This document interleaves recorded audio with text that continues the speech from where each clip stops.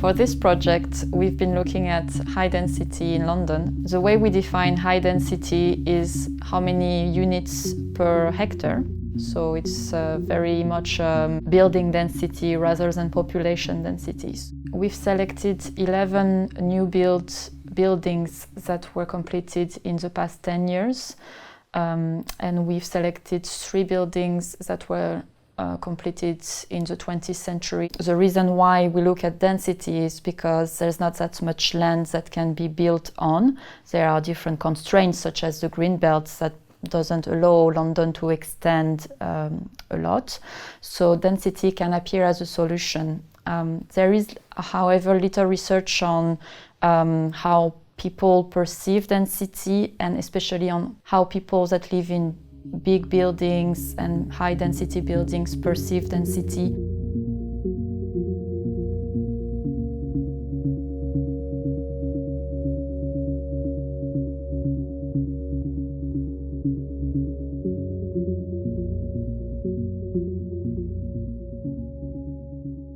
I don't feel crowded, but then I'm occupying a relatively large flat on my own now, but I didn't even when there were 3 of us here. It's always been civilised here. I don't.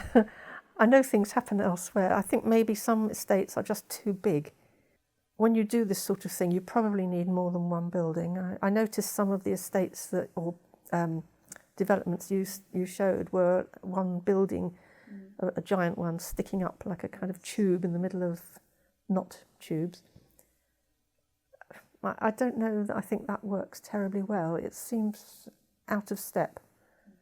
This of course is not houses, but it's low rise, and I think it works. And having the gardens in the middle, which are open to the general public, even though we pay for them. But it does. There is a continuity to it. Your flat is not identical to any of the ones that touch it. And I know that they've won awards for the design, but that's on the outside.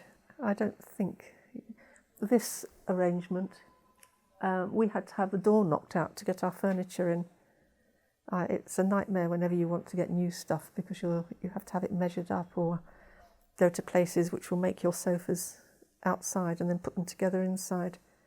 I think they probably need to try to canvass opinions from people about what works and what doesn't, because I suspect what works well from an architect's point of view visually isn't always so wonderful from the resident's point of view. And I've quoted these difficult windows, and some of them are.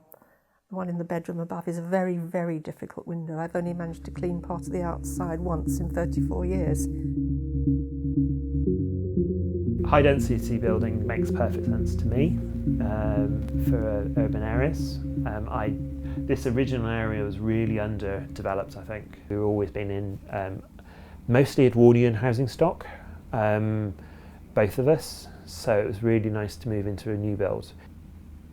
It's very warm and fairly quiet. We do have a building site next to us now for the next 2 years. They will be building a 32-storey tower, immediate, about 13 metres from our window. But we always knew there would be something on that site.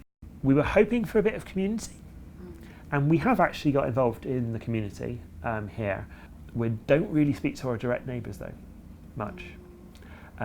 We know that there has been a lot of people moving in and out of some of the flats on our floor. It's supposed to be a car-free development, which is fine for us. We have noticed on the Facebook group sometimes newer people who have moved into the estate don't necessarily know it's supposed to be car-free. So originally it was all leaseholders in this building, so all shared ownership. I'm estimating that there's probably between 20 and 30% now who are rented. We can't use the communal space at present, which is very annoying. What's happened is there was some damage to some paving stones a couple of years ago, to tell you the truth. I think they were damaged, but I can't be 100% sure. They were identified about 5 months ago by the Housing Association's estates team, and they were supposed to fix them fairly quickly. 5 months later, we are still waiting for them to be fixed, but they've locked everyone out of that space except for a few flats who need access in order to get into their flats. To be honest, I was here on a Sunday afternoon to meet a friend for a barbecue, and I was just walking past the street and I saw the building that was still in construction, and I was just pointing my finger on the top flat and I say, I want to live there. But then of course, when I realized that was too expensive, I picked this flat instead of the top floor. Being close to the station is kind of plus and minus, so you get the most out of the fact that you can just walk straight to the station in 4 minutes. However, you also get kind of noise and the background noise that you get from being close to the train station. So overeating is something that is affecting as well. Even now, and kind of, it's winter time, outside we have 10 degrees, when inside we have almost 26 degrees, and the eating is currently off. In terms of height, the size of the flat, they are not really tall. So if someone will come here and visit me and will be like 1.95 m, it will have some issue because they're kind of not really high. So in terms of growing that kind of sense of community that at the moment is kind of lacking, then of course you know all the people that are living on your floor, you try to kind of exchange favor. Can I get parcel, or can you collect a parcel for me? But that is not enough in terms of growing that kind of sense of community. The flat is very nice and it's very bright, which is good. It isn't glass all the way around. I'd hate that. I love it. It's a little community. London can be very, very lonely, but you have to big yourself up and get out there, and you have to meet. And at home, we lived in a village, and everybody worked together to help each other. There wasn't much work and there wasn't much money, so everybody helped each other and they looked after each other. So I find that on the estate, the older families still continue to do that, and it's the newer people who don't have that ethos as such. Well, we have, as I get older, people will need mobility scooters, and all the flats at the moment are not step-free. So all the doors are not wide enough, and the storage space in the flats is not there either. Then the lift access is too small as well. And I used to joke with my next door neighbour, Alex. He says, oh, I'll go out of here standing up, right? And I used to laugh at him, right, when he says this. But I went to work one morning and waved in at Alex, and he was sitting in his living room. And I come back that evening late. And just as I come by his flat, I heard a noise, and I thought it was him waiting. But actually, it was the undertaker taking him out on a stand-up. You know, he came out in a body bag, stood up, attached to a trolley, right? Because you couldn't take them out. You can't take people out of the flats, lying flat. So I had to laugh because Alex says, I'll go out of here standing up, right? And there he was in the body bag, and he was being stood up, you know, as they took out his body. I was one of the first people who moved into this building, actually. They completed the first 9 floors, and then they were working on the floors above. I like the fact that the building is new and almost no problems at all with, like, how do you call them, utilities. We don't have a common room, and sometimes I met some people, so I've been to other people's flats, but it's more by chance rather than, I don't know, I kind of stay to my own apartment. There are no teenagers in this place. I've never seen anyone who was older than 10 years or younger than 21, I think, or maybe 18. I think that I'd like to stay here in 10 years' time, and this place is my home, so I'd like it to keep it that way, maybe, just to have the sense of belonging. This building, although it's sort of a new build, it was still done fairly properly in the sense of all the bedrooms are decent sized. If you look around here, you've got supermarkets, basically in a 5-minute walk. We've got Sainsbury's, Tesco, Waitrose. We've got the GP practice opposite across the road. We've got transport links. So what do you like most about living here? The view. I like the nice bits of Greenwich because it's very nice and sort of you like it, but I wouldn't like to live there because it's very touristy, obviously. It's unaffordable, but we can enjoy that. We can walk to the park, we can go to the market. What do you dislike about living here? High service charge. I mean, that's one thing, and especially, for example, things like, I know it includes a lot of things like heating, but for somebody like me, so I'm quite environmentally conscious, and I just don't like the fact that we just pay for all this heating, although we don't really use a lot of heating. We're quite conscious about those things, and I just pay this fixed fee for something I might not use. There's a big Facebook community, but it's got all the good and bad things about like a virtual sort of community. It can be helpful sometimes, but people can get quite aggressive with each other. Obviously, I think there are quite a few Airbnb flats, although people were not allowed to do that by contract, but I'm pretty sure that even on this floor there are whole floors with completely empty flats, because obviously investors buy them and they just don't live there. So I suppose that's the other thing, which is a bit like, yes, we can build more and more buildings and houses, but what's the guarantee that it gets to the people who actually need those flats? Now they've just finished a 21-story building next to us, a 12-story one behind us. They're proposing a 30-story building, I think. Yeah. And it's all fine because we understand there needs to be flats, but I just don't see how the infrastructure will sort of match that.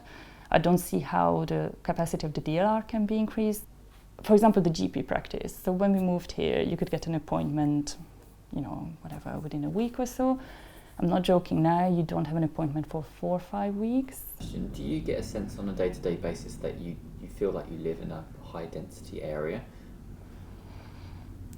Depends on which side of the living room I look at. It sounds stupid, but really, sort of, when we have guests and sit here and have dinner and I look there and I see my neighbours half naked, for example, for that neighbour, those are their bedrooms, and I always feel it would be their responsibility to sort of, this is our living room, I'm not doing anything inappropriate here, whereas I'm like, I cannot look now because, my neighbours are just walking around naked in the bedroom. Hackney, I love. There's a really nice community feel. It's really nice, there's always something to do and always lots of people doing it. We knew there was going to be the concierge, there was going to be the gym, there was a couple of commercial units, the community centre. So we were sort of thinking, that there's going to be a lot of stuff provided for us as part of our service charge. The way the buildings are designed, you can't just bump into people because you need like a key fob to get onto your floor, and it only works for your floor. It doesn't work for any other floor in your building. But I would say that the Facebook groups have been really good to kind of overcome that. It's never really that busy, like in the lift or getting things, or do you know what I mean? Like it doesn't feel like I'm in a huge high density. I was actually quite surprised when I read about the development being built and it being like this really high, modern high density like development. I was like, is it? I guess there are quite a few flats, I suppose. It's quite a tall building, that one over there. Yeah, I suppose because we're not in the tall tower either, that helps. We're kind of tucked down here. I think if we had a kid here, it wouldn't be the end of the world because obviously we've got 2 bedrooms. It's doable, but in an ideal world we'd want like a garden. We wouldn't want to have to move with a child if we wanted to have another one. Do you know what I mean? So we're sort of thinking now, where can we move to? It's, if you think about the population getting bigger and cities becoming more and more under pressure to kind of provide homes for bigger and bigger amounts of people, like I just think it's fascinating. The problem is fascinating, and the solutions that people are coming up with to kind of make space for everyone is really interesting as well.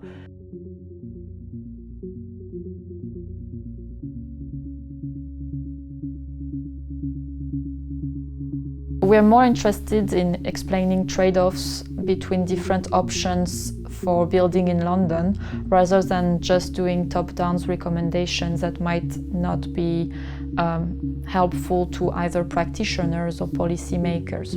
One example of a trade-off is management. It's good to have good management, but it has a price, and how this price translates to different options is important to flag as well. And what they choose as the most important aspect of their home and the reasons why they move to this place were usually transport links and price. And these are very practical ways to choose a home and quite rational. But in interviews, we see that some people feel lonely and some people might crave something a bit more than just a place that is affordable and convenient. They actually want a home, and this takes time. Some respondents that have lived in their scheme for over 5 years tended to know more neighbors. Social tenants tended to think that the sense of community was important in their scheme. So the high density schemes that we've studied are not typical London housing. Some features are easy to identify, and these are the physical features like the balconies, the design, and the big windows. But there are other characteristics that we can't see, like the neighborhood or the community. And these are the characteristics that will determine in the long run whether these schemes perform well as homes.